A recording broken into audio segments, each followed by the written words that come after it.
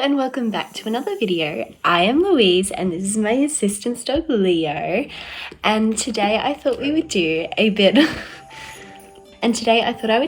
an at-home training session because I wanted to show some of the ways that you can do some really good training using just things that are around your house. So let's get into it.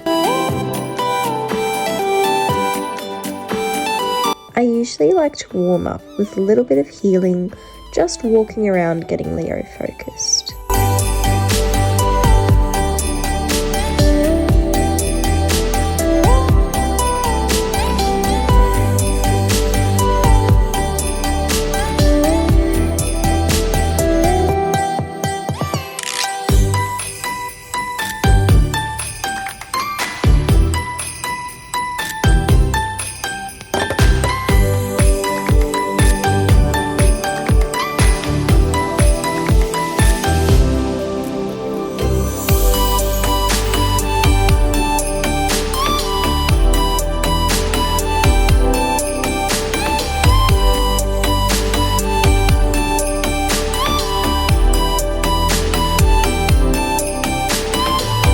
Here we are practicing Leo's blocking.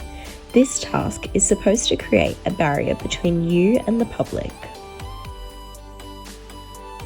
And this is his circle task, which is another crowd control task. It creates a bit of space when you are out in public or when you are walking through a crowd.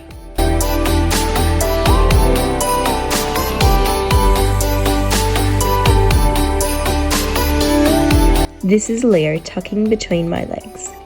This task I found helpful if we were in a crowded area and I'm worried that Leo is going to be stepped on. I've also seen people using this sort of task to avoid people touching or distracting their dogs. And here he makes a mistake thinking I want him to go up on the lounge. I just redirect and keep him focused. Okay, so my bathroom is actually really good for practicing if I was to go to a public restroom because it is just this one tiny room that just has the bathroom or has the toilet. So it's a really tight squeeze, which is pretty similar to public restrooms. This is where I really like doing training sessions at home. You can really practice these sorts of things instead of struggling to work out how to maneuver out in public. When I first started taking Leo on public access trips, we really had to trial and error how to maneuver in tight areas together. We do try to use accessible stools when available, but it's a really helpful skill to be able to navigate tight areas.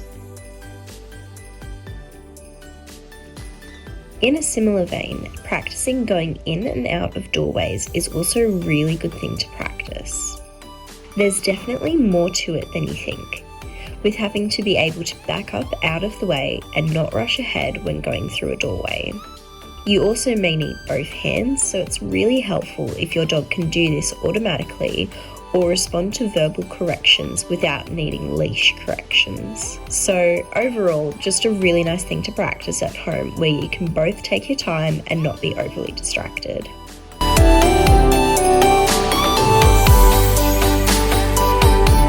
Again, here you can practice maneuvering by putting a chair down or using furniture.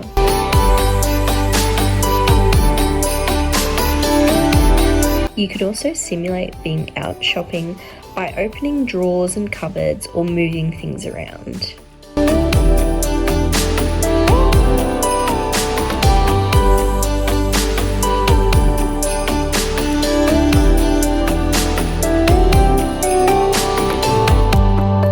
Here we are practicing Leo tucking under my legs. And I've trained him to come out the same direction he tucked under so that when he's leashed, the leash doesn't get all tangled up.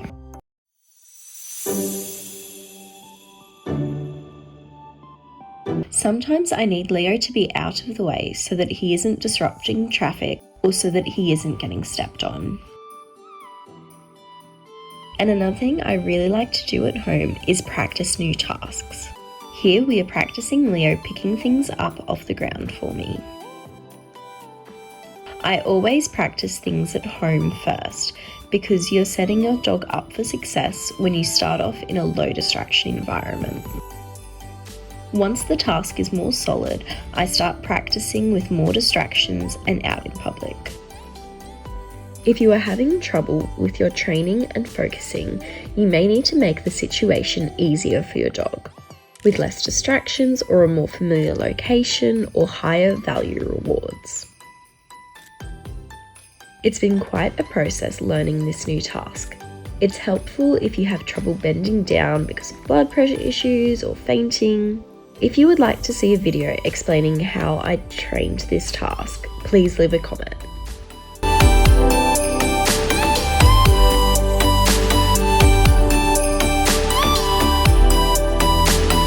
I also like to practice food distractions at home because it can be difficult to practice this out in public.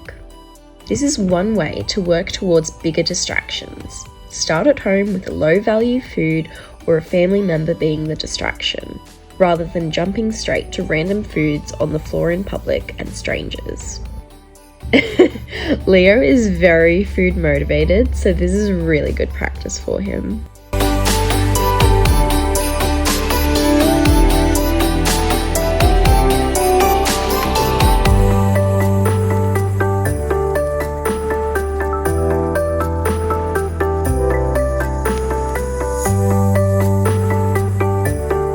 And we finished up with practicing deep pressure therapy, which is one of our favourite tasks because it's practically just cuddling.